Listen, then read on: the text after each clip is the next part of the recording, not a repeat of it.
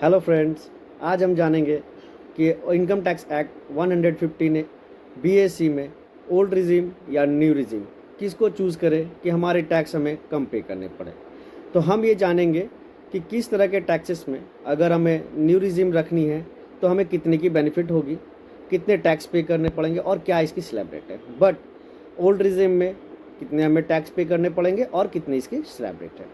तो अगर किसी भी तरह का डिडक्शंस आपके पास है और इन्वेस्टमेंट करते हैं, एटीसी या होम लोन या एजुकेशन लोन रिलेटेड कोई भी अगर डिडक्शंस करते हैं तो हमें ये ओल्ड रिजिम में ही जाना पड़ेगा, जिसमें कि हमें 5 लाख तक की स्लैब रेट है और इसमें 5 लाख तक हमें किसी भी तरीक़ा का टैक्स पे नहीं करना पड़ेगा। लेकिन अगर हम न्यू रिजिम में टैक्स ऑप्ट करते हैं तो उसमें हमें किसी भी तरीके का डिडक्शंस का बेनिफिट नहीं मिलेगा, जैसे कि एटीसी की और एजुकेशंस की और कोई भी तरीके के डिडक्शन एक्सेप्ट स्टैंडर्ड डिडक्शन, कोई भी डिडक्शन हमें बेनिफिट नहीं मिलेंगे। इसलिए हमें ये न्यू रिजिम में 7 लाख की टैक्स की बेनिफिट रहेगी।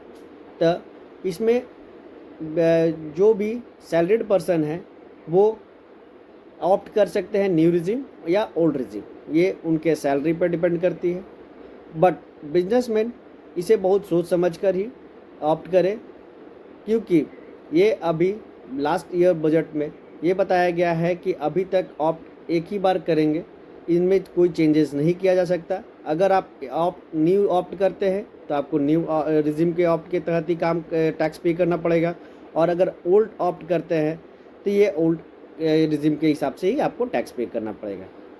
तो बंधुओं, आप लोग इसे सोच विचार कर अपने सीए, अधिवक्ता या अकाउंटेंट से मिलकर बात समझकर इसे अच्छे से रिजीम करके टैक्स को रिजीम ऑप्ट ओल्ड रिजीम या न्यू रिजीम में ऑप्ट करें।